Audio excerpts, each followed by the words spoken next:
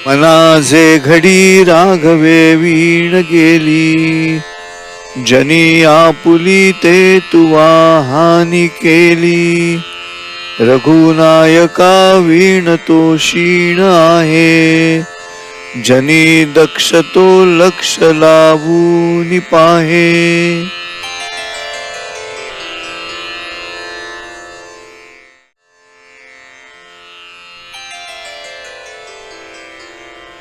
बिना राम बीती घड़ी जोर मन में, स्वयं हानि अपनी करोगे स्वजन में. तनु को थकावट बिना राम आए, वही दक्ष जो लक्ष्य श्री राम ध्याये. नमस्कार, विश्व शांति दर्शन चैनल पर आप सभी दर्शकों का हार्दिक स्वागत. हम बार बार मिल रहे हैं एक दूसरे से, आप सब्सक्राइब कर रहे हो, धीरे धीरे संख्या बढ़ती जा रही है. लेकिन फिर भी मुझे ऐसा लगता है कि अगर आपका मन अस्वस्थ हो, अशांत हो, तो ज़रूर विश्व शांति दर्शन चैनल को भेंट दीजिएगा. ये एक ही चैनल ऐसा है यूट्यूब पे जो मनोरंजन तो करता है, लेकिन साथ साथ आपके मन को शांति प्रदान करने की कोशिश करता है. इस चैनल पे ब्रेकिंग न्यूज़ नहीं रहती. हम जोड़ने का काम करते हैं, तोड़ने का काम नहीं करते. और इसलिए जो कई उपक्रम चलते हैं, उसमें से एक उपक्रम जो मैं आपके सामने प्रस्तुत करता हूँ, उसका नाम है मन के श्लोक. समर्थ रामदास जी ने लिखे हुए मनाते श्लोक, ये जो मराठी श्लोक का संग्रह है, उसका हिंदी रूपांतर और निरूपण मैं आपके सामने प्रस्तुत करता हूँ. देखिए, ये निरूपण करते करते 45 श्लोक हो चुके हैं और आज का श्लोक क्रमांक है 46. क्या कहते हैं समर्थ रामदास जी इस श्लोक में? आइए पहले वो श्लोक सुनते हैं. समर्थ रामदास जी ये कह रहे हैं, बिना राम बीती घड़ी जोरे मन में, बिना राम बीती घड़ी जोरे मन में, स्वयं हानि अपनी करोगे स्वजन में. तनु को थकावट बिना राम आए, तनु को थकावट बिना राम आए, वही दक्ष जो लक्ष्य श्री राम ध्याये, वही दक्ष जो लक्ष्य श्री राम ध्याये. समर्थ रामदास जी ये कह रहे हैं कि बिना राम बीती घड़ी जोरे मन में, हर एक क्षण में, पल में हमें सावध होना चाहिए, हमें सावध रहना चाहिए. और वो सावध रहने का मतलब ये है कि अपने मन में भगवान के प्रति श्रद्धा होनी चाहिए. एक पल भी अगर बिना श्रद्धा के आप जियोगे तो आप खुद का नुकसान करके ले रहे हो.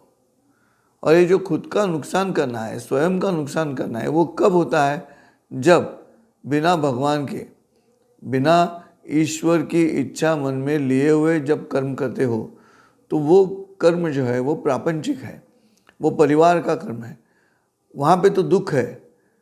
कभी कभी लगता है कि हम सुख में रह रहे हैं, लेकिन वैसे नहीं होता. अंत में आप खुद को देखते हो दुख में जाते हुए. और इसलिए अगर वहाँ से छूटना है तो एक पल भी ऐसा नहीं जाना चाहिए जहाँ आपके मन में भगवान ना हो, मतलब राम ना हो. इसलिए पहले 2 चरण में समर्थ रामदास जी कह रहे हैं, बिना राम बीती घड़ी जोरे मन में, स्वयं हानि अपनी करोगे स्वजन में. अपने ही परिवार में खुद की हानि आप करके लोगे, अपने ही लोगों में आप खुद की हानि करते रहोगे अगर आपके मन में भगवान ना हो, यानी राम ना हो. अब दूसरा अर्थ ऐसा है कि भगवद गीता का जो दूसरा अध्याय है उसे सांख्य योग कहा गया है. संख्या के पेट में जो जन्म लेता है वो सांख्य होता है. और ये सांख्य का मतलब क्या है कि कोई भी कर्म हो, उस कर्म का जो प्रॉस एंड कॉन्स है, इससे फ़ायदा क्या होने वाला है और नुकसान क्या होने वाला है, इसका हिसाब करके जो अंत में निर्णय लेके कृति करता है, वो सांख्य होता है. और इसलिए अगर इस तरह से सांख्य होकर आप कर्म करोगे तो आपके साथ भगवान है, आपके साथ श्री राम है. बिना विचार किए अविवेक मन में धारण करके जब आप कृति करते हो तो भगवान आपके साथ में नहीं है। इसलिए विवेक जागृत होना चाहिए। हर वक्त नीर क्षीर विवेक, दूध और पानी अलग अलग करने की अपनी मनीषा होनी चाहिए और वैसे विचार करके आपको कृति करनी है। वो लोग जो ऐसे नहीं करते उनके साथ में राम नहीं रहता। इसलिए यहाँ पे भगवान श्री राम मतलब हर वक्त श्री राम की कोदंडधारी मूर्ति आपके मन में हो, ऐसा अर्थ यहाँ पे नहीं है। अर्थ ऐसा है कि आप अपना कर्म करते हो तब विवेक आपके मन में है क्या, ये कर्म करने के बाद अच्छा होने वाला है या बुरा होने वाला है, इस पर आप सोचते हो क्या, ये सवाल है। तीसरे चरण में समर्थ रामदास जी कह रहे हैं कि तनु को थकावट बिना राम आए। स्वाभाविक है, जिस क्षण आप बिना राम के, बिना भगवान के कर्म करते हो तो वो कर्म आपको स्फूर्ति नहीं देता, वो कर्म आपको ताकत नहीं देता, शक्ति नहीं देता, वो कर्म आपको थकान महसूस कराने पे मजबूर करता है। और इसलिए समर्थ रामदास जी ये कह रहे हैं कि अगर आपको थकान नहीं चाहिए तो राम आपके मन में होना चाहिए। तनु को थकावट बिना राम आए और वही दक्ष जो लक्ष्य श्री राम अध्याय। लक्ष्य, लक्ष्य मतलब ध्येय, अपना अंतिम मकसद जो ठान लेता है एक विचार से, एक ध्येय से, वही दक्ष है। दक्ष मतलब सावध है, वो सावध चित्त है जिंदगी में। तो हर पल हर क्षण आपको सावध रहना है, और सावध अगर होना है तो आपका जो लक्ष्य है, मतलब ये शरीर है तो शरीर का आप इस्तेमाल कर रहे हो, लेकिन इस शरीर का इस्तेमाल क्यों कर रहे हो उस पर थकान महसूस होगी या स्फूर्ति महसूस होगी।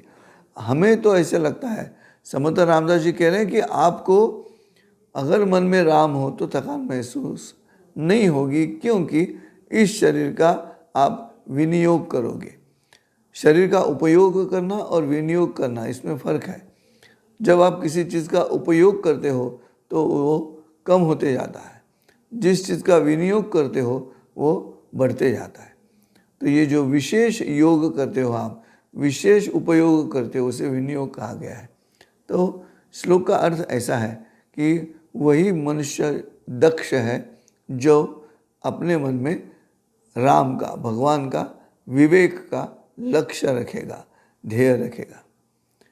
आइए एक बार फिर सुनते हैं पूरा श्लोक, फिर आपको समझ में आएगा मैं क्या कहने की कोशिश कर रहा हूँ। श्लोक ऐसा है, बिना राम बीती घड़ी जोरे मन में, स्वयं हानि अपनी करोगे स्वजन में। तनु को थकावट बिना राम आए, वही दक्ष जो लक्ष्य श्री राम ध्याये। खैर आज यहीं पे रुकते हैं, फिर मिलेंगे अगले एपिसोड में 47वें श्लोक के साथ में। तब तक के लिए जय श्री राम।